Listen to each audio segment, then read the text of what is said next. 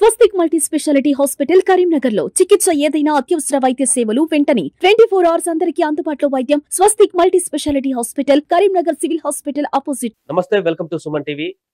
కోల్కతాలో జరిగిన వైద్యురాలపైన అఘాయిత్యానికి సంబంధించి దేశవ్యాప్తంగా నిరసనలు వ్యక్తమవుతున్నాయి. అసలు ఆ డాక్టర్ పైన ఇలాంటి అఘాయిత్యానికి పాల్పడినటువంటి వ్యక్తులను కాపాడేటువంటి ప్రయత్నం జరుగుతుందా? ఎందుకు దేశవ్యాప్తంగా ఇంత ఆందోళన కొనసాగుతుంది? ఒకవైపు సిబిఐ ఎంక్వైరీ చేస్తున్నా కూడా ఆగ్రహ జ్వాలలు ఎందుకు తగ్గట్లేదు? हमको 3 घंटा खड़े रखा.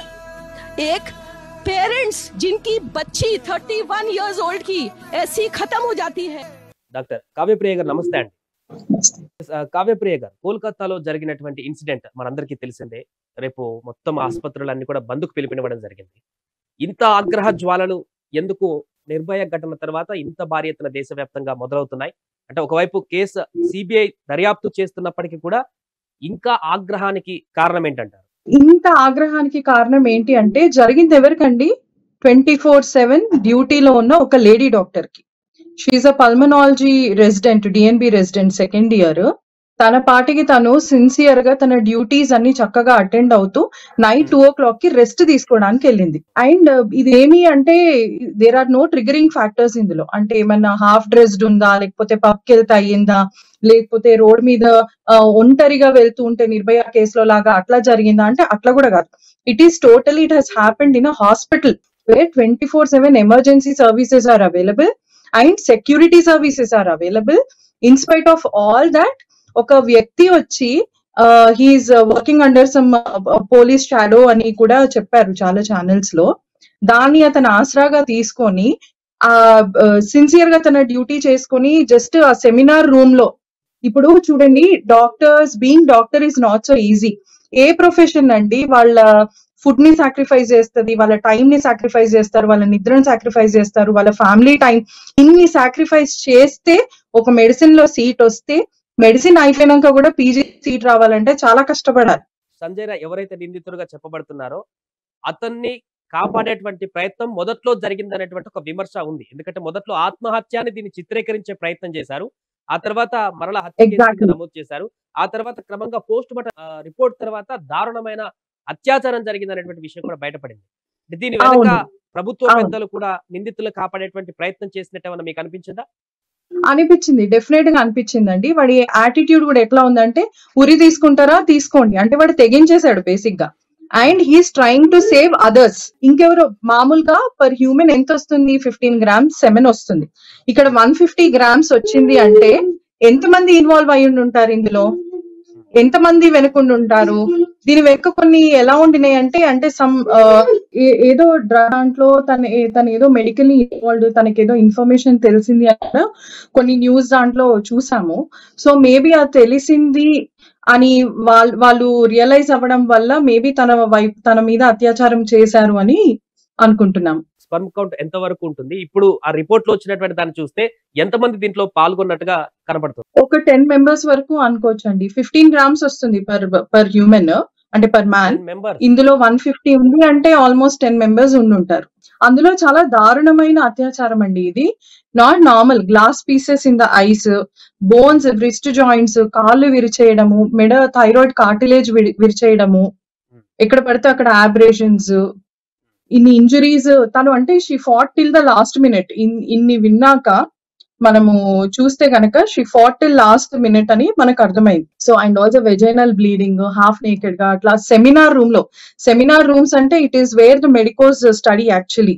అక్కడ మాకు సెమినార్స్ అవుతాయి, లెర్నింగ్ ప్రోగ్రామ్స్ అవుతాయి అలాంటి రూమ్ లో. అండ్ బేసిక్ గా ఒకటి ఏంటి అంటే, 24/7 ఆన్ కాల్ ఉన్న డ్యూటీ డాక్టర్ కి అంటే ఒక పడుకునే వసతి కూడా లేదా అంత పెద్ద హాస్పిటల్లో. వాళ్ళు మామూలుగా తననే కాదంట, any resident who is on duty వాళ్ళు థర్డ్ ఫ్లోర్ సెమినార్ దానికి వెళ్ళి పడుకుంటారంట.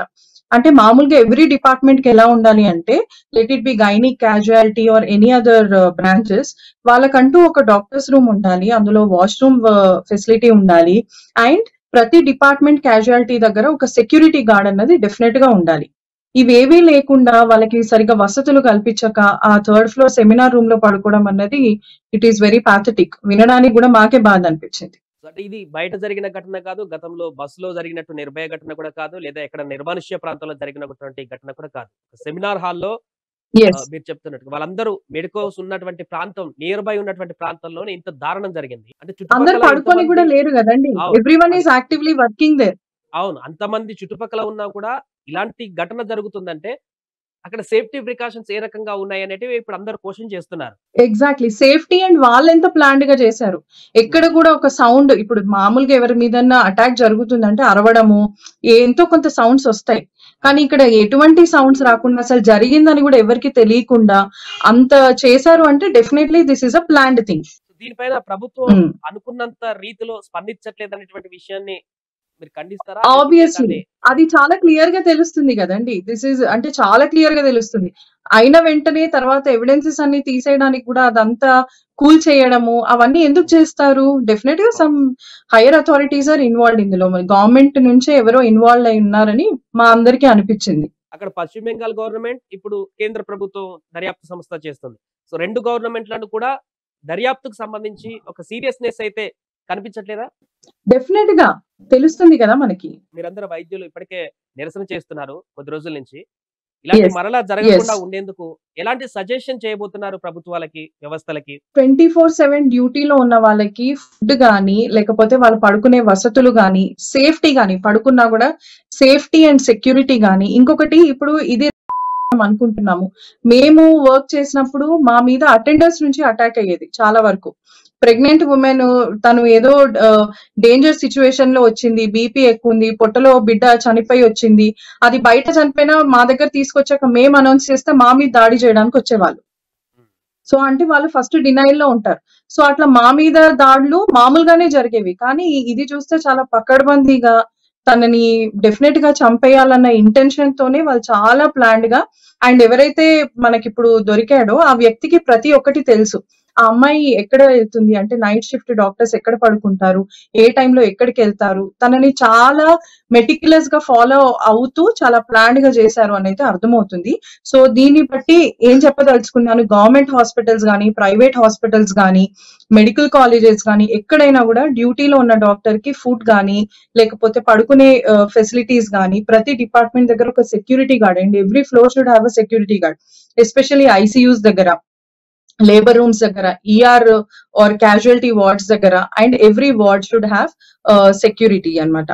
సో అండ్ ఆల్సో పోలీస్ కి రీచ్ అయ్యేది కూడా ఫస్ట్ అడ్మినిస్ట్రేషన్ నుంచి ఏమన్నా numbers, phone numbers to directly contact the police, అట్లాంటివి కొన్ని డైరెక్ట్ కనెక్షన్స్ కనుక కూడా ఎస్టాబ్లిష్ చేస్తే డ్యూటీలో ఉన్న డాక్టర్ కి దాన్ కాంటాక్టింగ్ ద సెక్యూరిటీ గార్డ్ అవి ఇవి అన్నా కూడా, దానికన్నా కూడా డైరెక్ట్ గా పోలీస్ వాళ్ళని కాంటాక్ట్ అవ్వడానికి ఒక మెడికల్ ఎమర్జెన్సీ నెంబర్, అంటే మెడికల్ ప్రొఫెషనల్ ఎమర్జెన్సీ నెంబర్స్ ఏమన్నా కనుక ఉంటే కూడా డాక్టర్ కి ఇండివిజువల్ గా సేఫ్టీ ఉంటుందని అభిప్రాయం.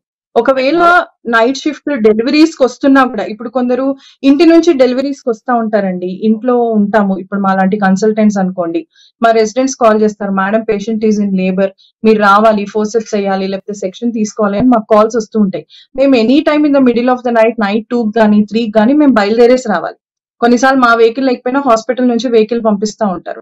సో అటువంటి టైంలో కూడా ఎవరికి ఏ టైంలో ఏదైనా జరగవచ్చు, అటువంటి టైంలో కూడా జరగవచ్చు. సో అలా ఉన్నప్పుడు ఒక డైరెక్ట్ ఛానల్ అన్నది మన మెడికల్ ప్రొఫెషనల్స్ కి, పోలీస్ ప్రొఫెషనల్స్ కి, ఎందుకంటే ఈ 2 ప్రొఫెషనల్స్ 24/7 పనిచేస్తా ఉంటారు. సో వాళ్ళు ఏదో ఈ టైంలో పడుకుంటారు అన్నట్టు కూడా కాదు. సో ఒక ఎమర్జెన్సీ నెంబర్ అన్నది కనుక ఎస్టాబ్లిష్ చేస్తే, సో ఒక యాప్ లాంటిది అట్లా ఏదైనా ఎస్టాబ్లిష్ చేస్తే సో కొంచెం సేఫ్టీ ఉంటుంది. ఎందుకంటే we're suppose to work in the nights also, కాబట్టి ఇలాంటిది ఏదైనా డిజైన్ చేస్తే బాగుంటుంది అన్నది అభిప్రాయం. According to post mortem report లో ఇంతకుముందు 150 పైగా మిల్లీగ్రామ్స్ స్పర్మ్ కౌంట్ ఉందని చెప్పి 150 గ్రామ్స్ అన్నట్టుగా 10 మంది అంచనా చెప్తున్నారు. దాని స్టిల్ చేసి ఉండొచ్చండి. అంటే క్వాంటిటీ మెజర్మెంట్ చూసుకుంటే, ఎస్ క్వాంటిటీ మెజర్మెంట్ కనుక చూసుకుంటే ఎస్ ఆల్మోస్ట్ ఒక 10 మెంబర్స్ అని అనుకోవచ్చు. ఈ నేపథ్యంలో దేశవ్యాప్తంగా ఆసుపత్రులు బంద్ చేస్తున్నారు. దీనికి మీరేం చెప్తారంటే ఎమర్జెన్సీ సేవలు కూడా బంద్ చేయబోతున్నారా? ఎమర్జెన్సీ సేవలు నిలిపివేయట్లేదండి, but elective and OP services మాత్రం నిలిపివేస్తున్నాము. కానీ ఒకటి చెప్తాను, ఒక రోజు నిలిపివేసినంత మాత్రాన దేశం ఏదో మారిపోతుందని కాదు. ఈ వ్యవస్థలో చాలా ఖచ్చితమైన మార్పులు అయితే తీసుకురావాలి. ఇది ఒక రోజు ఉంటది, 2 రోజులు ఉంటది, మహా అంటే ఒక వారం ఉంటది. బట్ తర్వాత సిచ్యువేషన్ అయిపోతుంది, ఎవరు పట్టించుకోరు. కానీ ఈ సిచ్యువేషన్ ని ఇప్పటికిప్పుడే గనుక జడ్జిమెంట్ ఇచ్చి వాళ్ళకి గనుక చక్కగా పనిష్మెంట్ ఇస్తే, ఇంతమంది చాలా నిస్వార్థంగా సేవలు చేస్తున్న వాళ్ళకి ఎంతో కొంత సాటిస్ఫాక్షన్ అన్నది ఉంటుంది. అండ్ ఇక మీదట కూడా మన లా ఏంటంటే ఇట్లాంటి వాటికి కొంచెం అగ్రెసివ్ గా వాళ్ళు అప్రోచ్ అయ్యి నిందితులను పట్టుకొని అప్పటికప్పుడు కనుక వాళ్ళని పనిష్ చేస్తే చాలా మందికి కొంచెము సెక్యూర్ గా కూడా ఫీల్ అవుతారు, హ్యాపీగా కూడా ఫీల్ అవుతారు. సో దీన్ని దయచేసి డీలే చేయకుండా ఎంత తొందరగా సిబిఐ ఇన్వెస్టిగేట్ చేసి అంత అగ్రెసివ్ పనిష్మెంట్ ఇస్తే ఇలాంటివి కంట్రోల్ అవుతాయి. భయం అన్నది ఉండాలండి సొసైటీలో.